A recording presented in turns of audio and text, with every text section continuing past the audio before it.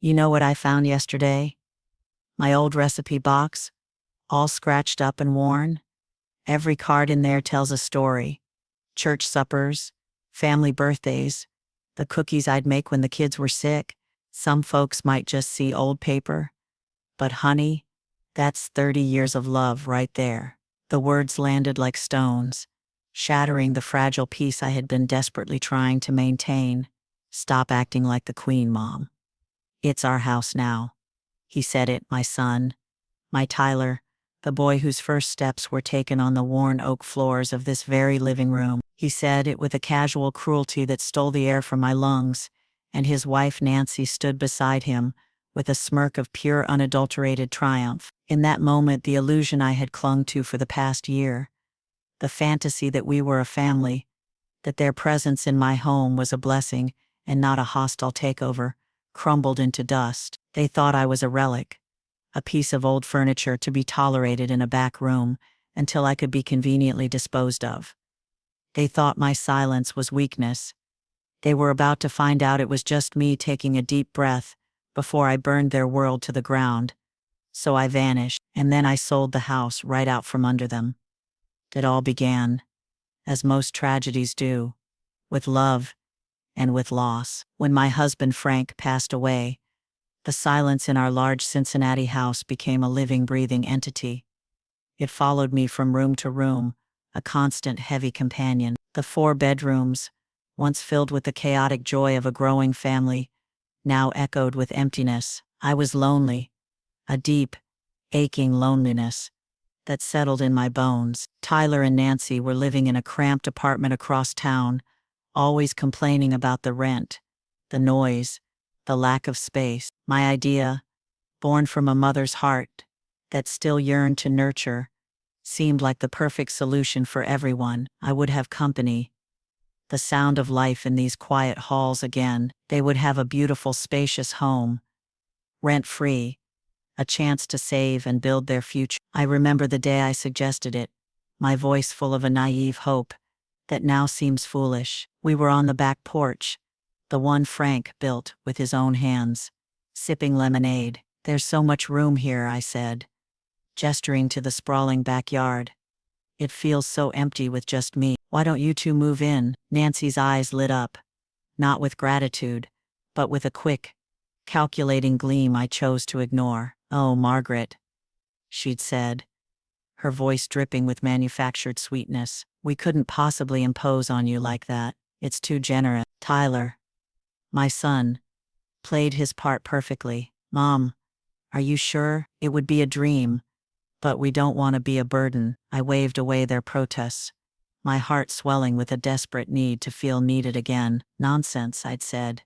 "A house this big needs a family. It needs you." And so they came, with their boxes and their empty promises. "We'll take such good care of you, Mom," Tyler had vowed, kissing my forehead. "You won't have to lift a finger." I believed him. I wanted to believe him so badly. In the beginning, it was almost pleasant. They filled the silence with their noise, their music, their lives. I cooked for them, the familiar rhythm of preparing a meal, a comfort in itself. I thought I had made the right decision. I thought I had brought my family back home. I didn't realize I had just invited the wolves into the fold, and they were patiently waiting for the old shepherd to fall asleep. The first crack in the facade appeared over a set of floral curtains. They were my mother's, hand-stitched and precious to me, and they had hung in the dining room for 30 years. I came home from a trip to Walmart one afternoon to find them gone, replaced by stark,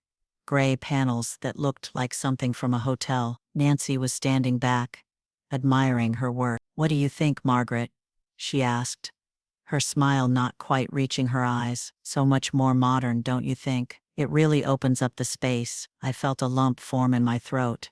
"They were my mother's," I said, my voice barely a whisper. "They had sentimental value." Nancy's smile tightened. "Oh, I know, I saved them for you. They're in a box in the attic." But honestly, they were just so dated. They were dragging the whole room down. Tyler walked in then, saw the new curtains, and immediately sided with his wife. "Wow, babe.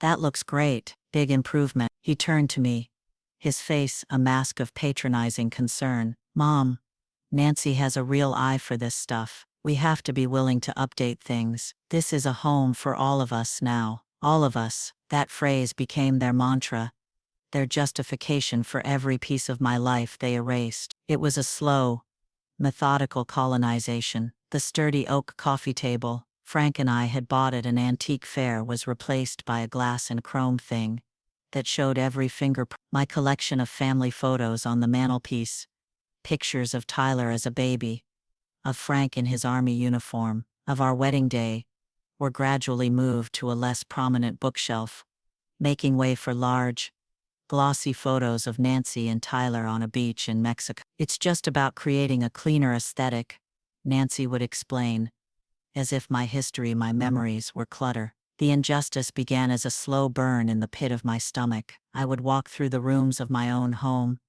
and feel like a visitor. The food changed too. The Sunday meatloaf I had made every week for 3 decades was suddenly too heavy. Nancy started doing most of the grocery shopping at expensive organic stores, filling the fridge with kale and quinoa and other things I didn't recognize. The comforting smell of my cooking was replaced by the bland scent of their clean eating. I tried to assert myself once, making a big pot of grits for breakfast, the way Tyler used to love them. He took one look at the bowl and said, "Ugh, Mom, I can't eat that stuff anymore. Do you know how many carbs are in that?" Nancy simply made herself a green smoothie, the blender whirring like a declaration of war. I found myself retreating more and more to my bedroom, the one space that still felt like mine, but even there, I could feel their influence seeping in. Their loud music would vibrate through the floorboards. Their arguments would echo in the hallway. I was becoming a guest in my own life. My preferences and history, systematically dismantled and discarded in the name of modernizing and making a home for all of us. I was too tired to fight every battle, too worn down by grief to argue over curtains and coffee tables. I told myself it was the price of not being alone. I didn't realize that their version of company was far more lonely than any silence could ever. I was surrounded by people, yet I had never felt so invisible. The transition from chipping away at my belongings to seizing control of my finances was so cleverly executed that I walked into their trap with a trusting, foolish smile. It started with a conversation about simplifying things for me. They sat me down at the new, cold dining table one evening, their faces etched with practiced concern. "Mom," Tyler began, his voice low and serious, "we were looking over some of your bills, and it just seems so complicated. You're paying things from different accounts, keeping track of due dates.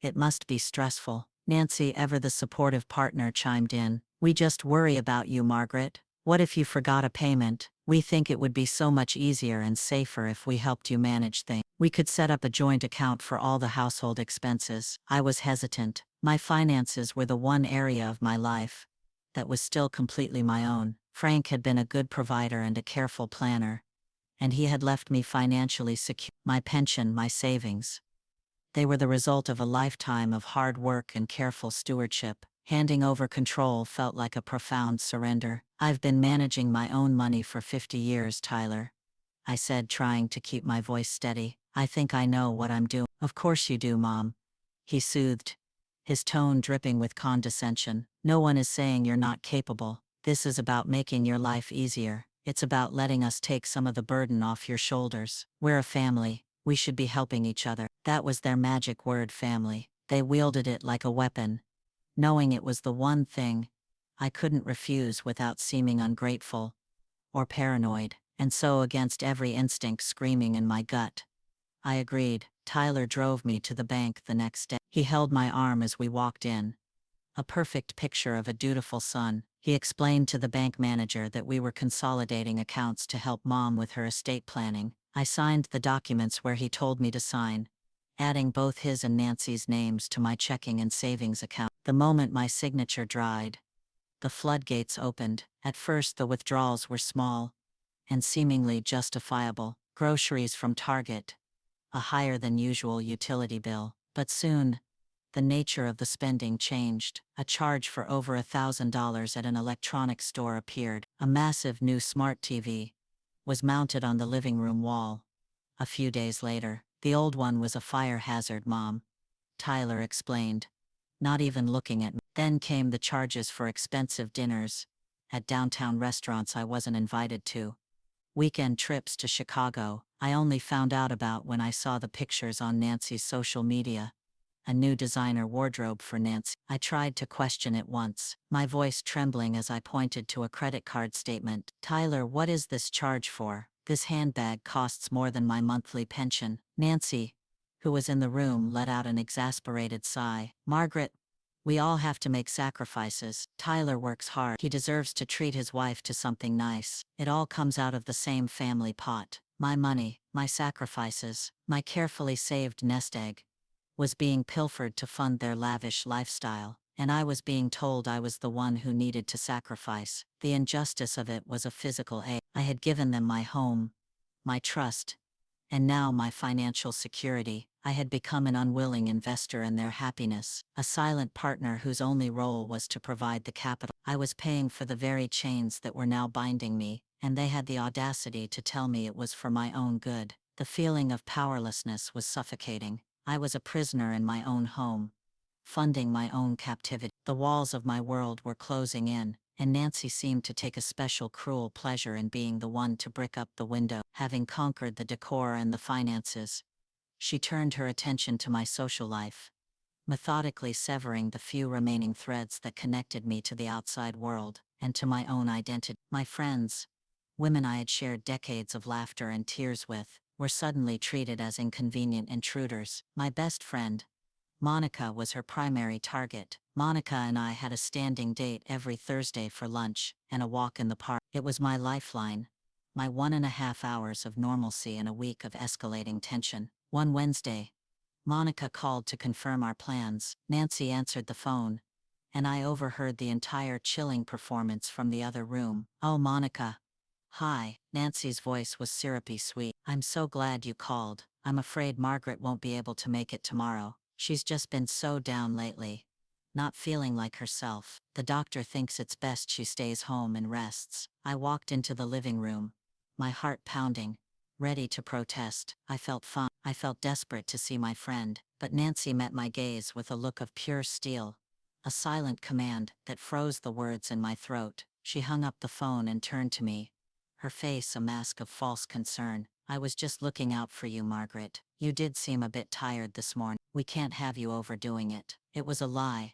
A bald-faced, manipulative lie, but it worked. The seed of doubt was planted. The next week, when Monica called, Tyler intercepted. Monica, so good to hear from you. We're actually taking Margaret to a specialist appointment tomorrow morning, trying to get to the bottom of this memory fog she's been having. We'll have to reschedule. Memory fog. They were building a narrative, painting me as a confused, fragile, and mentally declining old woman. It was a brilliant, evil strategy. It not only isolated me, but also preemptively discredited anything I might say to anyone on the outside. If I tried to tell someone what was happening, who would believe me? They had already laid the groundwork for me to be seen as unreliable, as senile. My friends, bless their hearts, tried for a few more weeks, but every call was met with an excuse, every attempt to visit thwarted by a story of my bad days. Eventually the calls became less frequent, the invitations stopped coming. They thought they were respecting my condition,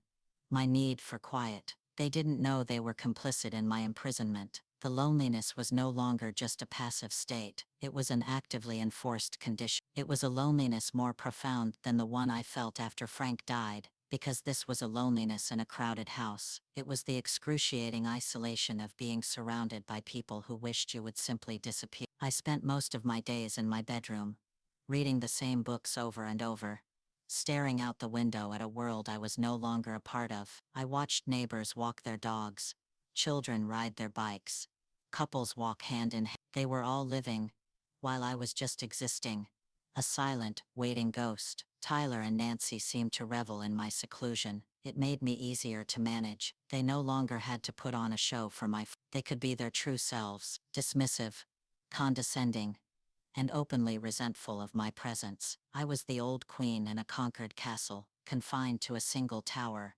while the usurpers feasted in the great hall below. They had taken my home, my money, and all that was left was my spirit. And I could feel them chipping away at that, day by day. With every sigh, every ignored question, every condescending smile. The final devastating maneuver of their campaign was to try and take the house itself. It was an assault not just on my present, but on my entire past and future, all cleverly disguised as responsible financial planning. They sat me down one evening, the same way they had when they'd come for my bank accounts. Tyler had a folder of official-looking documents on the coffee table. Nancy sat beside me, her hand resting on my arm, in a gesture that was meant to be comforting, but felt like a shackle. "Mom," Tyler began, his voice low and solemn, "we've been speaking with an estate planner." The word estate hung in the air like a vulture. "He's made us aware of some serious risks. With the way the laws are, when you pass, a huge chunk of the house's value could be lost to taxes. Everything you and Dad worked for could be eaten up by the government." Nancy chimed in, her voice a soft murmur of concern. "We don't want to see that happen, Margaret. We want to protect your legacy. Protect this home for the family." They spun a confusing tale of probate courts, inheritance taxes, and legal complexities, a whirlwind of jargon, designed to frighten and overwhelm me. I was tired. I was worn down from months of their psychological warfare. I didn't understand half of what they were saying, which was precisely their intention. Then, Tyler slid a document across the table. "The simplest and safest thing to do," he said, his eyes meeting mine with a fraudulent sincerity, "is to transfer the deed into our names now. It's just a legal formality. It changes nothing for you. You will live here for the rest of your life. This will always be your home. This just protects the asset from the government. It's what Dad would have wanted. It's what Dad would have wanted." Those were the magic words, the key they knew would unlock my final defense. Everything Frank and I had built, we had built for Tyler. The thought that I might, through my inaction, jeopardize that legacy was unbearable. A small, sane voice in the back of my mind screamed at me to call a lawyer, to get an independent opinion, to stop and think. But I was so exhausted. I was tired of the tension, tired of being a problem to be managed. A foolish, desperate part of me still wanted to believe in the son I had raised. "Are you sure this is necessary, Tyler?" I asked, my voice a frail whisper. "I am absolutely positive, Mom," he said, his expression unwavering. "This is to protect you." And so, with a heart heavy with dread and a hand that shook so badly I could barely hold the pen, I reached for the document. But as my fingers grazed the paper, something inside me snapped. It was a quiet, almost imperceptible break, but it was definitive. It was the memory of Frank, not the one they were invoking, but the real Frank, the man who had always told me, "Margaret, you're smarter than you let on. Never let anyone rush you into signing something you don't understand." I pulled my hand back. "No," I said. The word was quiet, but it filled the room. Tyler and Nancy stared at me, their masks of concern slipping, for a fraction of a second, to reveal pure. The failed attempt to seize the deed was the turning point. Their mask of benevolence was gone, replaced by open hostility and resentment. The thin pretense of family was over. I was now the enemy, the stubborn old woman who refused to cooperate, who stood in the way of their grand plans. The atmosphere in the house became unbearable. A cold war fought with slammed doors, heavy sighs, and a silence more menacing than any argument. They stopped pretending to care about my well-being. My meals were no longer included in their grocery runs. I was expected to fend for myself, which meant trudging to the bus stop to get to the store, as they had long since sold my car. One evening, I was making myself a small pot of soup on the stove. Nancy walked into the kitchen, wrinkled her nose, and said, "Can you not cook that in here? The smell is giving me a headache." I was eating soup in the kitchen of the house I had paid for, and I was being told that my existence was an olfactory offense. They made my life a living hell in 1,000 petty ways. They would turn up the television to a deafening volume when they knew I was trying to They left their messes for me to clean up. They accidentally unplugged the small space heater in my room on cold night. It was a campaign of attrition, designed to wear me down, to make me so miserable that I would either give in and sign the deed, or agree to be shipped off to whatever long-term care facility they had in mind. It was during this period of intense misery that the final confrontation erupted. It started over something trivial. As these things often do, I had left my gardening shoes by the back door. A habit of 40 years. Tyler, on his way out to the pristine patio they had built with my money, tripped over them. He didn't fall, but he acted as if I had laid a trap for him. "For God's sake, Mom," he roared, kicking the shoes across the porch. "How many times have we told you not to leave your junk lying around? This is a disgrace. This is my home, Tyler," I said, my voice shaking with a mixture of fear and rage. "I will put my shoes where I have always put them." Nancy came to the door, her arms crossed, a sneer on her face. "See? This is what we have to deal with, Tyler. She thinks she's the queen of this house. She doesn't understand that things have changed." That was when he said. He turned to me, his face twisted into a mask of ugly entitlement I didn't recognize as my son. He jabbed a finger in my direction. "Stop acting like the queen, Mom," he snarled. "It's our house now." The words hung in the air. A declaration of war. A final brutal severing of any bond we had left. He had finally said the quiet part out loud. They didn't see me as his mother. They didn't see me as a family member. They saw me as an obstacle. A deposed monarch who didn't know her place. In that moment, looking at the two of them, their faces alight with their own greed and arrogance, the last flicker of love I held for my son died. It was extinguished completely, leaving behind only the cold, hard ash of resolve. I didn't yell. I didn't cry. I simply looked at him, at this stranger, who wore my son's face, and I made a decision. Without another word, I turned, walked to my bedroom, and closed the door. They thought they had finally broken me. They thought they had won. They had no idea that the war was just beginning, and it would be a war fought not with angry words, but with quiet, decisive, and legally binding action. The morning after the confrontation, I woke up with a clarity I hadn't felt in years. The fog of grief, loneliness, and fear had lifted, burned away by the white-hot insult of the night before. I was no longer a victim waiting for the next blow to fall. I was a strategist, and my first move was to vanish. I waited until I heard Tyler's truck roar out of the driveway, and Nancy's car follow a few minutes later. Then I moved. I packed a single, small suitcase, the same one Frank had bought me for our honeymoon. I took only the essentials, a few changes of clothes, my medication, and the small, fireproof box from the back of my closet. Inside that box was my secret weapon, the original deed to the house, with my name, Margaret Davis, as the sole owner, free and clear. I also packed the bank statements showing their fraudulent spending and a small notebook where I had been documenting their abuse for months. I walked through the house one last time. I didn't look at their things, their ugly modern furniture, their soulless decor. I looked at the bones of the house, the scuff marks on the floor where Tyler learned to ride his first tricycle, the faint pencil lines on the doorframe marking his height through the years. I was saying goodbye not to them, but to the life that had. Then I walked out the front door, leaving my key on the hall table, and I didn't look back. My destination was Monica's house. I had called her in secret the night before,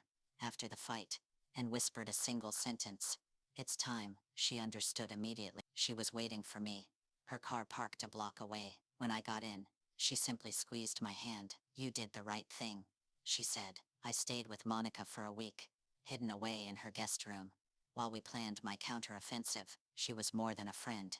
She was my The first thing we did was meet with a lawyer she knew, a sharp, no-nonsense woman named Ms. Albright. I laid out everything on her conference table, the deed, the bank statements, my notebook of documented abuse. Ms. Albright listened without interruption, her expression growing grimmer with every detail. When I finished, she looked at me with a mixture of sympathy and steely resolve. "Margaret," she said, "what they have done is not just morally reprehensible.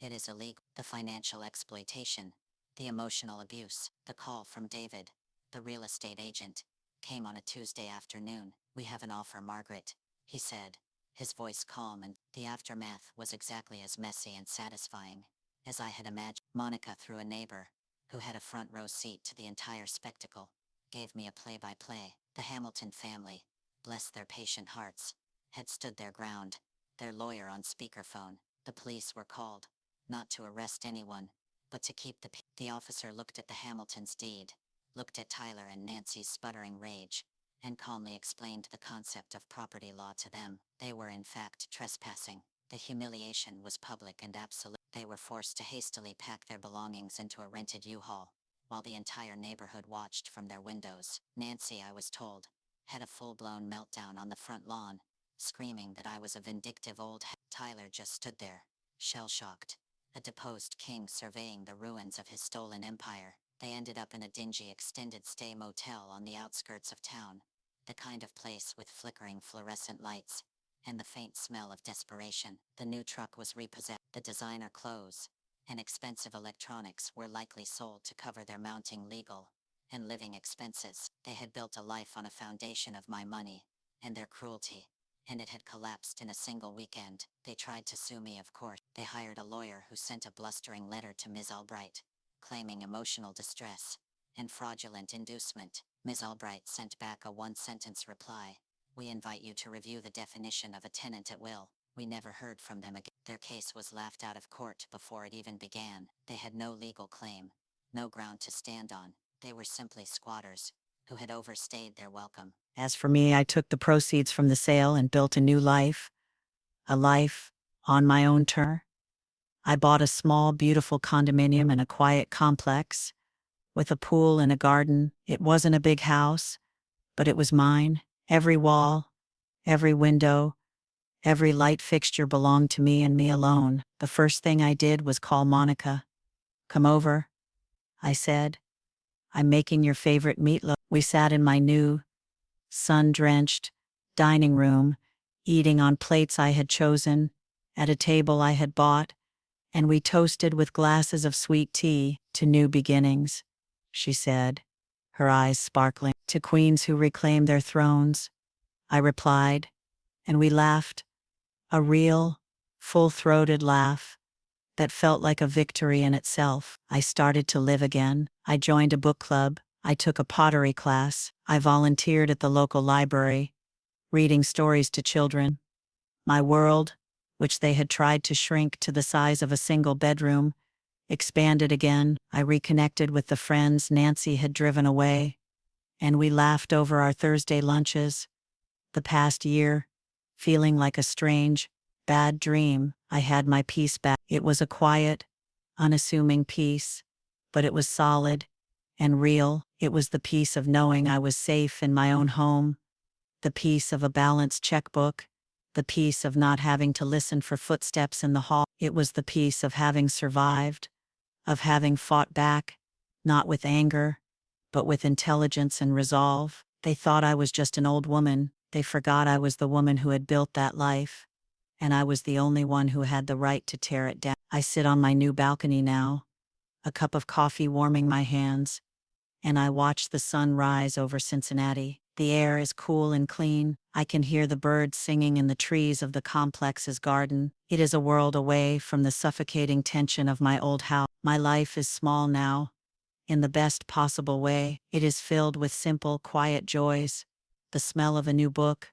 a long phone call with Monica, the satisfaction of a perfectly baked batch of cookies. I don't think about Tyler and Nancy often. The anger has faded, leaving behind only a faint, sad pity. They were so desperate for a life they hadn't earned that they were willing to destroy the person who had given them everything. Their greed was a hunger that could never be satisfied, and it consumed them whole. Last I heard, they had moved to another state, trying to outrun their debts and their reputation. They had lost everything: the house, the money, the respect of their family and community. They had traded a mother's love for a fleeting taste of luxury, and the price was their own soul. A few months ago, I received a letter. It was from Tyler. It had been forwarded from my old address. His handwriting was shaky, almost unrecognizable. It was a short letter, rambling, and full of self-pity. He wrote about how hard his life was, how Nancy had left him, how he was struggling to make ends meet. He ended the letter with a single, stunning question: "Can you help me?" I read the letter once, then folded it neatly and placed it in the shredder. My help was no longer on offer. My love, my support, my resources, they were reserved for those who valued them, for those who gave as well as took. My help was for the women at the shelter I now donate to, for the children I read to at the library, for my dear friend, Monica, and most importantly for myself. He didn't understand that the queen he had tried to depose hadn't just moved to a new castle. She had abdicated the throne entirely. I no longer needed a kingdom to rule, I just needed a small, peaceful corner of the world to call my own. My story is not one of revenge. Not really. It is a story of reclamation. It is the story of a woman who was pushed to the edge and found the strength, not to fall, but to fly. They thought my value was in my house, in my bank account. They never realized that my true value was in my resilience, in the quiet, unbreakable spirit that they could never touch, no matter how hard they tried. And as I watch the morning light spill across my balcony, I feel a profound sense of gratitude. I am grateful for the pain, because it taught me my own strength. I am grateful for the betrayal, because it taught me the true meaning of loyalty. And I am grateful for the silence, because in it, I finally found my own voice, and it is a voice that will never be silenced again.